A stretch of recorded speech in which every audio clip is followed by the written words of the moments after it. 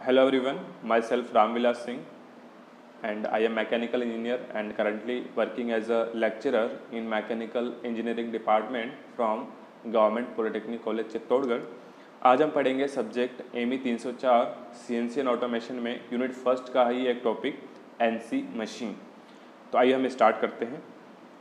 सबसे पहले हम देख लेते हैं कि टेक्नोलॉजी के अंदर डेवलपमेंट किस प्रकार से हुआ और उसकी हिस्ट्री क्या थी। तो यहाँ पर अगर हम देखें तो 1950 के अराउंड जो है एनसी जो है एग्जिस्टेंस में आया और डेवलपमेंट होते होते 1970 के आसपास सीएनसी मशीन जो है एग्जिस्टेंस में आया। और डेवलपमेंट जैसे जैसे डेवलपमेंट हुआ वैसे वैसे यहाँ पे जो है केड सिस्टम आया।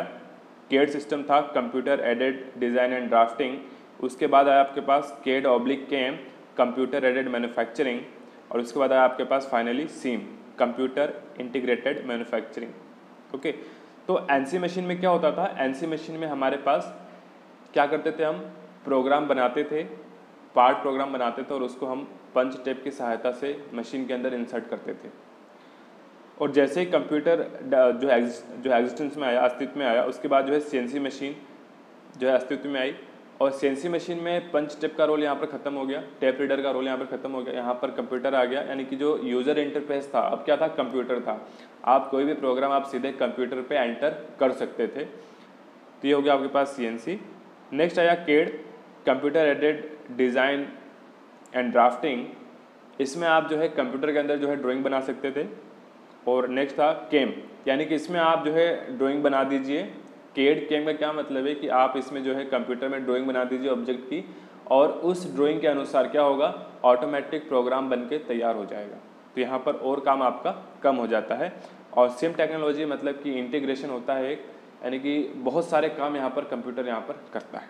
तो इस तरीके से जो है डेवलपमेंट हुआ टेक्नोलॉजी का। क्लियर? 1950 से जो है करंट जो डेट है वहाँ तक। ओके, और अगर हम हिस्ट्री देखें तो 1947 के अंदर, सबसे पहले 1947 के अंदर यूएस के अंदर एक जो इंजीनियर थे जॉन पार्सन, उन्होंने एक टेक्निक डेवलप की। कौन सी टेक्निक जो है डेवलप की? वो जो है पंच कार्ड और सर्वो मैकेनिज्म को यूज़ कर पा रहे थे मशीन टूल के साथ। एयरक्राफ्ट कंपोनेंट को प्रोड्यूस करने के लिए वो क्या कर पा रहे थे, मशीन टूल के साथ सर्वो मैकेनिज्म और पंच कार्ड को यूज़ कर पा रहे थे। तो ये इन्होंने फर्स्ट टाइम किया 1947 के अंदर यूएस के अंदर जॉन पार्सन ने। And then after John Parson के साथ एमआईटी ने मिल करके जो है यूनिवर्सिटी है, उसने मिल करके एक जो है जॉइंट प्रोजेक्ट स्टार्ट किया। और अल्टीमेटली 1949 के अंदर पहली एनसी मशीन जो है एग्जिस्टेंस के अंदर आ चुकी थी। क्लियर? तो 1950 के अराउंड जो है एनसी मशीन का आविष्कार हो गया था। एनसी मशीन जो अस्तित्व में आ गई थी। और 1960 के स्टार्टिंग की अगर हम बात करें, जो 60 का दशक था उसके स्टार्टिंग की बात करें तो यह वह समय था जब कंप्यूटर का आविष्कार चल रहा था और कंप्यूटर जो है अस्तित्व में आया और उसका जो उपयोग होने लग गया। ठीक है, तो फाइनली 1970 के अराउंड जब कंप्यूटर अधिकाधिक उपयोग में आने लग गया इंडस्ट्री के अंदर, तो फाइनली क्या हुआ कि यहाँ पर सीएनसी मशीन डेवलप्ड की गई। जो है सीएनसी मशीन का डेवलपमेंट यहाँ पर हो चुका था। ओके, अगर हम बात करें एनसी मशीन की, अब देखते हैं एनसी मशीन। तो ये हमने देखा हिस्ट्री एंड डेवलपमेंट। अगर हम आगे देखें एनसी मशीन, तो एनसी की फुल फॉर्म होती है यहाँ पर न्यूमेरिकल कंट्रोल्ड मशीन, यानी कि वह मशीन जिसको कैसे कंट्रोल करते हैं, न्यूमेरिकल वैल्यू के द्वारा हम कंट्रोल करते हैं। यानी कि यहाँ पर कंट्रोल हम नहीं करेंगे, कौन कंट्रोल करेगा? नंबर कंट्रोल करेंगे मशीन को।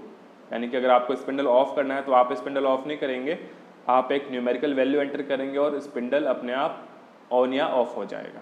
ओके, तो इसकी कुछ डेफिनेशन है वो दी गई थी। EIA एक एसोसिएशन है यूएसए का, उसके द्वारा। डेफिनेशन ऑफ एनसी क्या है? A system in which action are controlled by direct insertion of numerical data. यानी कि यह वह सिस्टम है जिसके अंदर हम एक्शन को कंट्रोल करते हैं। कैसे कंट्रोल करते हैं? डायरेक्ट इंसर्ट करा करके। किसको इंसर्ट करा करके? न्यूमेरिकल डाटा को। यानी कि EIA ने क्या कहा, एनसी क्या है? एनसी वह सिस्टम है जिसके अंदर एक्शन को हम कंट्रोल कर सकते हैं डायरेक्ट न्यूमेरिकल डाटा को इंसर्ट करा करके। कहाँ पर? At some point a system must automatically interpret at least some portion of this data. और जो हम डाटा एंटर कर रहे हैं उसको क्या करेगा ये सिस्टम अपने आप समझ लेगा, अपने आप इसको इंटरप्रेट कर लेगा। ओके, तो ये जो है डेफिनेशन दी गई EIA के द्वारा NC मशीन के लिए। ओके, तो यहाँ पर ये जो आपके पास NC मशीन है, हमने जैसे कि देखा था ऑटोमेशन 3 टाइप के होते हैं, प्रोग्रामेबल, फिक्स्ड एंड फ्लेक्सिबल। तो ये जो NC मशीन है वो किसका एग्जांपल है? NC machine it is an example of programmable automation. Programmable automation का यह एक एग्जांपल है NC मशीन, जिसमें क्या होता है, in which process is controlled by instructions. यहाँ पर जितने भी एक्शन होंगे मशीन के, जैसे कि स्पिंडल ऑन होना, स्पिंडल ऑफ होना, कूलेंट ऑन होना, कूलेंट ऑफ होना, टूल को मूव कराना, क्लियर। तो ये सारे जो एक्शन है मशीन के, ये सारे जो काम है मशीन के, उसको हम कैसे कंट्रोल कर रहे हैं? हम कंट्रोल कर रहे हैं न्यूमेरिकल डाटा के थ्रू, पहली चीज़। और दूसरी चीज़, हम यहाँ पर क्या करते हैं? इंस्ट्रक्शन के द्वारा कंट्रोल करते हैं, यानी कि हम क्या करते हैं? इंस्ट्रक्शन देते हैं मशीन को प्रोग्रामिंग के थ्रू। और ये जो इंस्ट्रक्शन होते हैं वो कैसे बनते हैं? ये जो इंस्ट्रक्शंस हैं वो न्यूमेरिकल डाटा के थ्रू बनाए जाते हैं। और न्यूमेरिकल डाटा का मतलब क्या है? नंबर हो सकते हैं, अल्फ़ाबेट हो सकते हैं और कुछ सिंबल भी यहाँ पर हो सकते हैं। यानी कि हम जो इंस्ट्रक्शन बनाते हैं और मशीन को देते हैं यहाँ पर NC मशीन को, तो ये जो इंस्ट्रक्शन किसके बने होते हैं? न्यूमेरिकल डाटा के बने होते हैं। इसका मतलब क्या हुआ? इसका मतलब नंबर के, अल्फ़ाबेट के और सेलेक्टेड सिंबल के सहयोग से यहाँ पर इंस्ट्रक्शन को तैयार किया जाता है। अगर हम यहाँ पर पार्ट प्रोग्राम का एग्जाम्पल देखें, तो ये आपके पास एग्जाम्पल है पार्ट प्रोग्राम का। तो यहाँ पर आप देख सकते हैं कि यहाँ पर ये जो है कुछ सिंबल है, परसेंटेज का यहाँ पर सिंबल आपको दिख रहा है। तो यहाँ पर कुछ सिंबल का उपयोग किया जाता है, जैसे यहाँ पे जो है परसेंटेज का सिंबल है, यहाँ पे जो है सेमीकोलन का सिंबल आपको दिख रहा होगा, EOB लिखा हुआ उसके लास्ट में। तो यहाँ पर कुछ सिंबल का उपयोग किया जाता है, जैसे कि यहाँ पे जो है ब्रैकेट है, पैरेंथेसिस जिसको बोलते हैं हम यहाँ पर, पैरेंथेसिस जिसको हम हिंदी में छोटा कोष्टक भी बोलते हैं। तो इस प्रकार से कुछ सिंबल का हम उपयोग यहाँ पर करते हैं इंस्ट्रक्शन तैयार करने के लिए, प्रोग्राम तैयार करने के लिए, ठीक है। और यहाँ पर हम नंबर का यूज करते हैं। नंबर जैसे यहाँ पे देखिए आप 101 लिखा हुआ है, N101, G90 लिखा हुआ है, G71 लिखा हुआ है, S800 लिखा हुआ है। तो यहाँ पर नंबर का उपयोग करते हैं। अल्फ़ाबेट, आपको यहाँ पर अल्फ़ाबेट देखने को मिल रहे हैं। N अल्फ़ाबेट है, G अल्फ़ाबेट है, M अल्फ़ाबेट है, S अल्फ़ाबेट है, EOB अल्फ़ाबेट है। तो यहाँ पर नंबर, अल्फ़ाबेट और कुछ सिंबल का उपयोग करके हम यहाँ पर क्या करते हैं? हम यहाँ पर प्रोग्राम को तैयार करते हैं, एक इंस्ट्रक्शन को हम तैयार करते हैं। अगर हम इसमें देखें तो यहाँ पर अगर हम इसको समझे प्रोग्राम को, तो यहाँ पे जो एक लाइन आपको दिख रही है, ये तो है आपके पास program number. This is the program का नंबर है आपके पास। प्रोग्राम 101 नंबर का है और प्रोग्राम का नाम क्या है? और प्रोग्राम किसका है? टर्निंग ऑपरेशन का है। ओके, तो इसमें एक चीज़ आपको ये ध्यान रखनी है कि ये जो पूरी लाइन आपको दिख रही है ना, ये पूरी यहाँ से यहाँ तक, इसको बोलेंगे हम पहला इंस्ट्रक्शन। ओके, ये क्या है? पहला ब्लॉक है। इसको हम ब्लॉक बोल सकते हैं, इंस्ट्रक्शन बोल सकते हैं, कमांड बोल सकते हैं। मतलब ये क्या है? ये पहला कमांड है, पहला इंस्ट्रक्शन है, पहला ब्लॉक है। Okay, now this is the second block. ये क्या है? सेकंड ब्लॉक हो गया आपके पास। Okay, and this is the third block. इसी प्रकार से क्या हो गया? चौथा ब्लॉक हो गया। क्लियर? तो इसमें आपको डाउट नहीं होना है, यानी कि जो हम लाइन स्टार्ट करते हैं N से, हम कोई भी प्रोग्राम के अंदर जो हम लाइन लिखते हैं, जो कमांड लिखते हैं, जो ब्लॉक लिखते हैं, उसको हम स्टार्ट करते हैं लेटर N से स्टार्ट करते हैं। ओके, और लेटर N से स्टार्ट करते हैं और ख़त्म कहाँ पे होता है? वो EOB के बाद सेमीकोलन पे वो ख़त्म होता है। ओके, तो यहाँ पर इस पूरे लाइन को हम क्या बोलते हैं? एक ब्लॉक। देखिए मैं लिख देता हूँ यहाँ पर, या तो हम इसको एक ब्लॉक बोलेंगे या फिर आप इंस्ट्रक्शन कह दीजिए, इंस्ट्रक्शन। ओके, तो आई होप क्लियर हो गया होगा कि ये जो है एक ब्लॉक है, सिंगल ब्लॉक है। ये पहला ब्लॉक, ये दूसरा ब्लॉक, तीसरा ब्लॉक और ये चौथा ब्लॉक। ओके, तो इस प्रकार से यहाँ पर 4 ब्लॉक आपको दिखाए गए हैं। और मान लीजिए एक ब्लॉक जो है एक इंस्ट्रक्शन को शो करता है। मतलब जैसे कि यहाँ पर जो सेकंड इंस्ट्रक्शन है N02, सेकेंड इंस्ट्रक्शन आप यहाँ पे देख लेते हैं। सॉरी, सेकेंड इंस्ट्रक्शन की अगर हम बात करें यहाँ पर,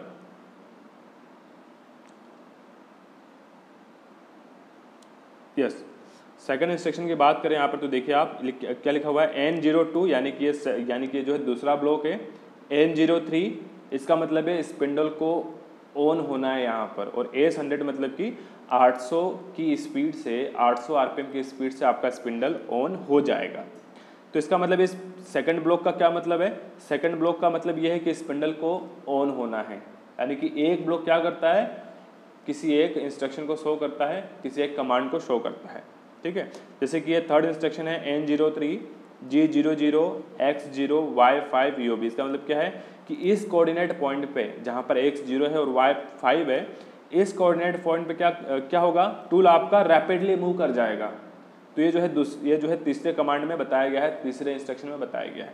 यानी कि हर एक ब्लॉक, हर एक इंस्ट्रक्शन क्या करता है, किसी न किसी प्रक्रिया को शो करता है कि ये जो है प्रक्रिया की जाएगी, यह जो है प्रोसेस किया जाएगा। ओके, तो ये होता है आपके पास ब्लॉक, जिसको हम इंस्ट्रक्शन बोलते हैं और कमांड बोलते हैं।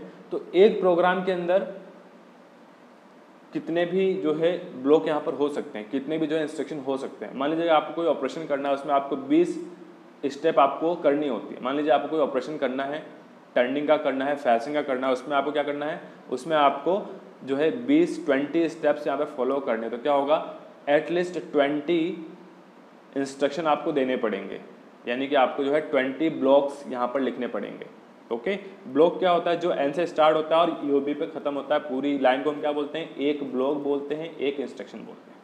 ओके, अब हम बात करें कुछ फीचर्स की, एनसी मशीन कुछ फीचर्स की, तो हम यहाँ पे देख लेते हैं। पहला फीचर ये है कि instruction to NC machine is fed through an external medium. यहाँ एनसी मशीन को जब हम प्रोग्राम फीड करते हैं ना, एनसी मशीन में प्रोग्राम हम कैसे फीड करेंगे, तो वो हम फीड करेंगे एक्सटर्नल मीडियम के थ्रू, कोई बाह्य माध्यम के थ्रू फीड करेंगे, जैसे कि पेपर टेप या मैग्नेटिक टेप। ऐसा क्यों करेंगे, क्योंकि हमारे पास यहाँ कंप्यूटर नहीं है। अगर कंप्यूटर होता तो हम क्या करते हैं, सीधे कंप्यूटर में हम प्रोग्राम को एंटर कर देते, लेकिन यहाँ पर प्रोग्राम नहीं है, सॉरी कंप्यूटर नहीं है, तो हम क्या करेंगे, प्रोग्राम को, इंस्ट्रक्शन को हम क्या करते हैं, पेपर टेप में बना करके और पेपर टेप के थ्रू हम क्या करते हैं, इस मशीन में इंसर्ट कर देते हैं। आगे देखेंगे हम कैसे करते हैं, डिटेल्ड आपको देखना है चैप्टर नंबर 2 के अंदर, कंपोनेंट ऑफ एनसी मशीन के अंदर। ओके, यहाँ पर जो है information read from this tape is stored in memory of the control system.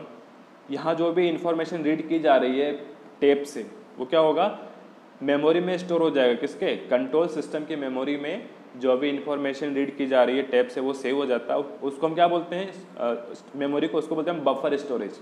ध्यान रखिएगा, बफर स्टोरेज क्या है, कंट्रोल सिस्टम की मेमोरी को हम बफर स्टोरेज कहते हैं। Okay, and it is processed by machine step by step. और मशीन जो है स्टेप बाय स्टेप जो भी सिग्नल दिए जा रहे हैं इस प्रोग्राम के अकॉर्डिंग, इंस्ट्रक्शन के अकॉर्डिंग, वो ये मशीन जो है फॉलो करता है। When machine is working on instruction block, next block is read from the tape and stored in the memory of machine control system. यहाँ पर जो है मैकेनिज्म बताया गया है कि जब मशीन एक इंस्ट्रक्शन पर काम कर रही है, तो क्या होगा, जो अगला ब्लॉक है, जो अगला आने वाला ब्लॉक है, वो क्या होगा, वो टैब से रीड किया जाएगा और मेमोरी में स्टोर किया जाएगा। और फिर जैसे ही नेक्स्ट ब्लॉक एग्जीक्यूट होगा, तो उसके अगले वाला ब्लॉक क्या करेंगे, अब वो पढ़ा जाएगा और स्टोर किया जाएगा। तो इस प्रकार से प्रक्रिया चलती रहती है। इसमें एक सबसे बड़ा जो नेगेटिव पॉइंट है एनसी मशीन का, वो हम देखने वाले हैं। When there is even minor changes in design of component, the previous tape has to be discarded and a new tape with change program has to be produced. देखिए, सबसे बड़ी बात यह है कि अगर कंपोनेंट आपको बनाना है, कंपोनेंट आपको प्रोड्यूस करना है, तो आप क्या कर रहे हैं, उसके लिए आप प्रोग्राम लिखते हैं और पंच टेप आप तैयार करते हैं। यही सिंपल प्रोसीजर होता है एनसी मशीन के अंदर कि कोई भी कंपोनेंट आपको बनाना है तो आप क्या करेंगे, उसके अकॉर्डिंग आप प्रोग्राम तैयार कीजिए, उस प्रोग्राम के अनुसार आप पंच टेप तैयार कीजिए और आप मशीन में फीड कर दीजिए एनसी मशीन में, और आपका प्रोडक्शन हो जाएगा। लेकिन अगर मान लीजिए माइनर सा भी चेंज आ गया डिज़ाइन के अंदर, कंपोनेंट के डिज़ाइन में अगर माइनर सा भी चेंज है, तो क्या करना होगा, अब जो पुराना टेप है, जो प्रीवियस टेप है, वो काम नहीं आएगा। यहाँ पर क्या करना पड़ेगा आपको नया टेप ही तैयार करना होता है। अगर आपके पास सीएनसी मशीन होती तो आप क्या करते, आप पहले वाले प्रोग्राम में जाते, फाइल ओपन करते, उसको आप एडिट कर देते। लेकिन यहाँ पर एडिट का ऑप्शन बिल्कुल भी नहीं है। यहाँ पर आपको नया टेप ही तैयार करना होता है। प्रोडक्ट की डिज़ाइन चेंज हो गई है तो आपका जो है प्रोग्राम चेंज हो गया, और प्रोग्राम चेंज हो गया तो आपको नया टेप ही तैयार करना पड़ता है।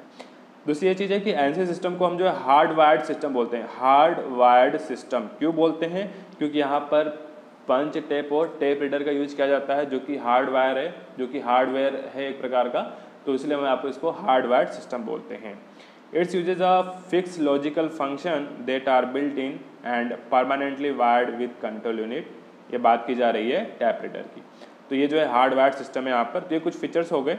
ओके, अगर हम स्केच डायग्राम देखें एनसी मशीन का, जो हम जनरली एग्जाम में बनाना जो है प्रीफर करते हैं, इन द एग्जामिनेशन हम ये कोशिश करते हैं कि हम ज़्यादा से ज़्यादा डायग्राम बनाएं। और कैसे डायग्राम बनाएं? Sketch diagram. ओके, तो ये जो है स्केच डायग्राम बना रखा यहाँ पे जो बनाया हुआ है सिंपली एनसी मशीन के लिए, कि सबसे पहला कंपोनेंट है प्रोग्राम ऑफ इंस्ट्रक्शन, कि सबसे पहले हमें जो है प्रोग्राम तैयार करना होता है। और इस प्रोग्राम को हम किस में फीड करते हैं? इसको हम फीड करते हैं कंट्रोल यूनिट में, कंट्रोलर यूनिट में फीड करते हैं। और ये जो कंट्रोलर यूनिट है फिर आगे किसको ये जो है कंट्रोल करता है? वो करता है मशीन कंट्रोल यूनिट को। ठीक है, तो एक बार और हम इसको समझेंगे कि एनसी मशीन कैसे काम करती है। देखिए, ये आपके पास मशीन टूल है, सिंपल मशीन टूल है। इस मशीन टूल को कौन कंट्रोल कर रहा है? ये कंट्रोलर कंट्रोल कर रहा है। ध्यान रहे, इस मशीन को कोई ह्यूमन कंट्रोल नहीं कर रहा है, इस मशीन को कोई ह्यूमन बीइंग कंट्रोल नहीं कर रहा है। कौन कंट्रोल कर रहा है? ये कंट्रोलर कंट्रोल कर रहा है। और कैसे कंट्रोल कर पा रहा है कंट्रोलर? इस प्रोग्राम की सहायता से। ठीक है, इस प्रोग्राम की सहायता, यानी कि सबसे पहले आप प्रोग्राम बनाएंगे, फिर इस प्रोग्राम के अकॉर्डिंग कंट्रोल यूनिट क्या करेगा? इलेक्ट्रिकल सिग्नल भेजेगा। कहाँ भेजेगा? इस मशीन टूल में सिग्नल भेजेगा, और ये मशीन यहाँ पर सारे फंक्शन, जितने भी एक्शन करना होगा वो यहाँ पर करेगी मशीन। ओके, अगर हम एनसी मशीन को समझें तो यहाँ पर आपको दिख रहा है, यहाँ पर आपको जो है मशीन टूल दिख रहा है। तो अगर हम इस मशीन टूल के अंदर एक फीचर ऐड कर दें, ये आपके पास मशीन टूल हो गया, और अगर यहाँ पर एमसीयू आ जाए, मशीन कंट्रोल यूनिट अगर आ जाए, जिसको हम बोलते हैं NC controller, machine control unit, तो इसको हम कह देंगे कि आपके पास एनसी मशीन है। यानी कि अगर मशीन कंट्रोल यूनिट में अगर आप क्या करें, मशीन कंट्रोल यूनिट को जोड़ दें, एनसी सिस्टम को अगर आप ऐड कर दें इस मशीन टूल से, तो अब बन गया ये एनसी मशीन। पहले ये नॉर्मल मशीन था, लेकिन जैसे ही आपने एनसी सिस्टम को जोड़ दिया इसके अंदर, यानी कि मशीन कंट्रोल यूनिट को ऐड कर दिया, एनसी कंट्रोलर को ऐड कर दिया, तो क्या बन गया? वो एनसी मशीन यहाँ पर ये बन गई है। ओके, अब हम बात करें एमसीयू की। एमसीयू क्या होता है? देखिए, एमसीयू क्या होता है? जो प्रोग्राम को रीड करता है। एमसीयू क्या होता है? Read and interpret program of instruction and convert it into mechanical action of machine tool। MCU वह सिस्टम है, वह डिवाइस है जो क्या करता है? प्रोग्राम को पढ़ता है, समझता है, और उस प्रोग्राम के अकॉर्डिंग क्या करता है? मशीन टूल को इलेक्ट्रिकल सिग्नल भेजता है, ताकि मशीन क्या कर सके? मैकेनिकल एक्शन कर सके। ओके, अगर हम बात करें कन्वेंशनल एनसी मशीन में, जो नॉर्मल एनसी मशीन है, उसके अंदर क्या क्या कंपोनेंट होते हैं? तो उसके अंदर इट इंक्लूड टैप रीडर, है ना। तो इसके अंदर क्या होता है? इसके अंदर जो है यहाँ पर टैप रीडर होता है, डाटा बफर होता है, सिग्नल आउटपुट चैनल होता है, यहाँ पर सर्वो मोटर्स होते हैं, फीडबैक चैनल होता है। तो ये किसके अंदर होता है? सिंपल जो एनसी मशीन थी 1960 के दशक वाली, 1950 में जिसका आविष्कार हुआ था, उसकी हम बात कर रहे हैं, कन्वेंशनल एनसी मशीन। तो इसके अंदर एमसीयू में क्या क्या होता है? टैप रीडर होता है, डाटा बफर होता है। लेकिन अगर हम मॉडर्नाइज कंप्यूटर की बात करें, सीएनसी की बात करें, तो सीएनसी मशीन में क्या होता है? ओनली माइक्रो कंप्यूटर होता है, जो यहाँ पर कंट्रोलर का काम यहाँ पर कर देता है। मतलब यहाँ पर ना ही टैप रीडर की आवश्यकता है, ना ही डाटा बफर की आवश्यकता है, ना ही सिग्नल आउटपुट चैनल की आवश्यकता है। यहाँ पर सारा काम कौन करता है? एक माइक्रो कंप्यूटर यहाँ पर कर देता है। यहाँ पे जो है डायग्राम शो किया गया है किस प्रकार से एनसी मशीन होती है। तो यहाँ देखिए, यहाँ पर 3 कंपोनेंट जैसा कि बताया गया था। तो इसका जो है स्कीमेटिक डायग्राम है। पहला होता है प्रोग्राम ऑफ इंस्ट्रक्शन, दूसरा आपके पास एमसीयू होता है, मशीन कंट्रोल यूनिट होती है, और तीसरा होता है प्रोसेसिंग इक्विपमेंट। ये क्या होता है? जनरली मशीन ही होती है। ओके, मशीन टूल होता है जनरली। तो एक और डायग्राम देख लीजिए, यहाँ पर प्रोग्राम को हम इंसर्ट करेंगे एमसीयू के अंदर, मशीन कंट्रोल यूनिट के अंदर, और ये मशीन कंट्रोल, ये जो एमसीयू क्या करेगा? ये एमसीयू जो है प्रोग्राम के अनुसार इलेक्ट्रिकल सिग्नल बनाएगा और इस मशीन को सेंड करेगा, और मशीन यहाँ पर अपना वर्क यहाँ पर स्टार्ट कर देती है। अगर हम देख लें यहाँ पर सिंपल प्रोसीजर क्या होता है एनसी मशीन में, एनसी मशीन में, तो देखिए सबसे पहले हम क्या करते हैं, आपके पास जैसे कोई जो है डिज़ाइन आई कंपोनेंट की, सबसे पहले आपके पास केवल ड्राइंग है ना, ओनली ड्राइंग आपके पास, तो आप क्या करेंगे? अगर आप एक सीएनसी ऑपरेटर, तो आप क्या करेंगे? सबसे पहले आप प्रोग्राम तैयार करेंगे। जो CNC प्रोग्राम है वो क्या करेगा, इस ड्राइंग के अनुसार उसको जो है प्रोग्राम तैयार करना होगा। ठीक है, ये जो है प्रोग्राम तैयार किया हुआ है इस तरीके से। तो यहाँ पर देख लीजिए इंस्ट्रक्शंस कितने सारे हैं। ठीक है, यहाँ पे जो इंस्ट्रक्शन है इसको हम एक ब्लॉक बोलेंगे, पहला ब्लॉक, दूसरा ब्लॉक, तीसरा ब्लॉक, चौथा ब्लॉक, पांचवा ब्लॉक, छठा ब्लॉक। तो ये प्रोग्राम हम कैसे लिखते हैं इसको हम आगे डीपली देखने वाले हैं। ठीक है, तो जनरली काम क्या होता है CNC प्रोग्रामर का कि वो जो है इस ड्राइंग के अकॉर्डिंग एक प्रोग्राम लिखे। सबसे पहले प्रोग्राम लिखेगा, प्रोग्राम लिखने के बाद हम क्या करेंगे, पंच टेप हमें तैयार करना होगा। ये जो आपके पास पंच टेप दिख रहा है, पंच टेप का मतलब होता है वह टेप जिस पे छेद बने हुए हैं।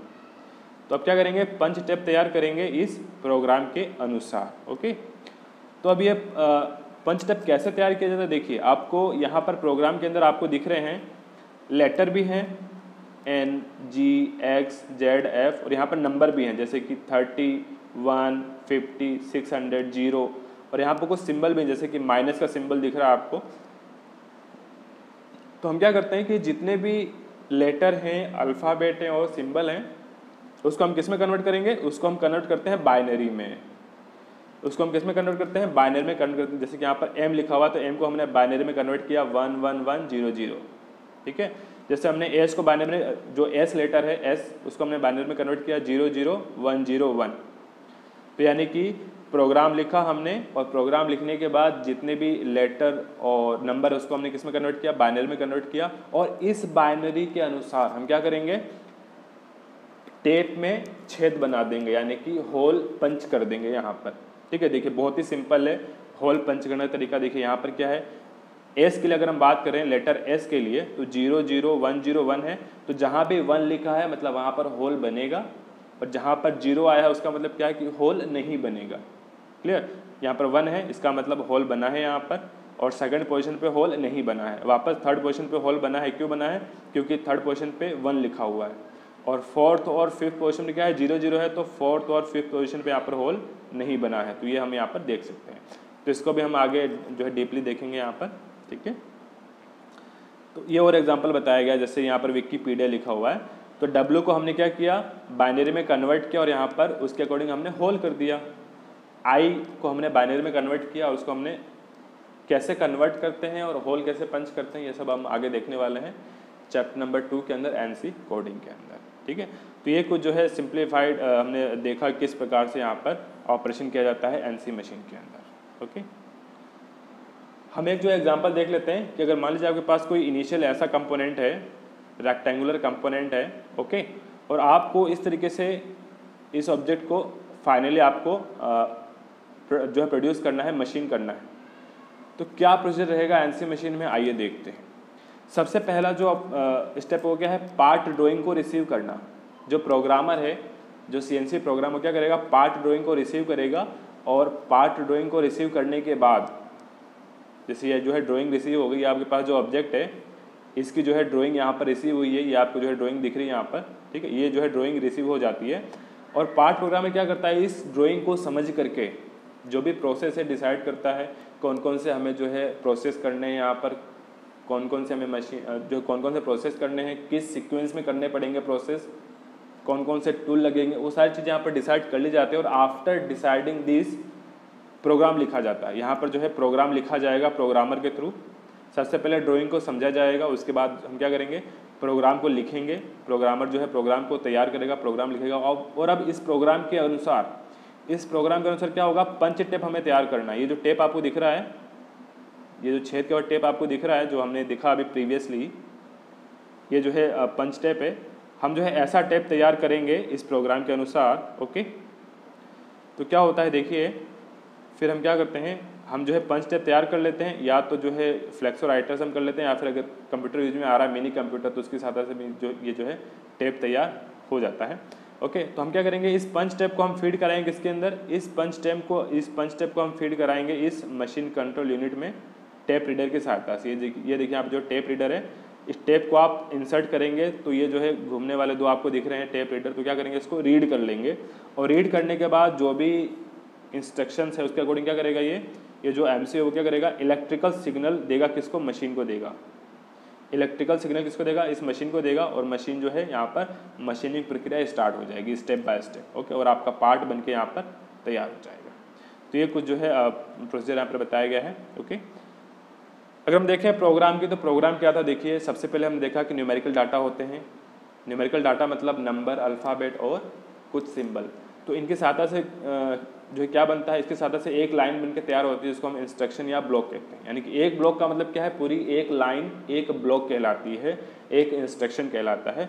और इन सारे ब्लॉक्स को मिला करके जो बनता है उसको हम क्या बोलते हैं, पार्ट प्रोग्राम बोलते हैं। यानी कि मान लीजिए यहाँ पर जो है 25 इंस्ट्रक्शंस हैं, 25 ब्लॉक्स हैं, तो उन 25 ब्लॉक्स के समूह को हम क्या बोलेंगे, पार्ट प्रोग्राम हम यहाँ पर कहेंगे। Okay, so all instruction are written in logical order and predetermined form. जो भी इंस्ट्रक्शन है उसको हम एक जो है क्रम में लिखते हैं यहाँ पर। और यहाँ पे जो अल्फ़ा न्यूमेरिक कोड आपने देखे, अल्फ़ा न्यूमेरिक कोड क्या करता है, ये फीड को डिसाइड करता है, स्पीड को डिसाइड करता है, डेप्थ ऑफ कट को भी बताने में काम आता है, और मशीन के अदर फंक्शन जैसे कि स्पिंडल ऑन ऑफ करना, कूलेंट ऑन ऑफ करना, टूल को मूव कराना, ये भी करता है। एक और चीज़ यहाँ पर कि एक बार पंच टैब आपने तैयार कर लिया है, ठीक है, तो इसको आप जो है चेंज नहीं कर सकते, यानी कि इसको आप जरा सा भी एडिट नहीं कर सकते। अगर आप एडिट करना है तो आपको नया पंच टैब ही तैयार करना होगा। ओके, तो इस तरीके से यहाँ पर हमने इसको देखा है। तो अभी के लिए इतना ही, थैंक यू।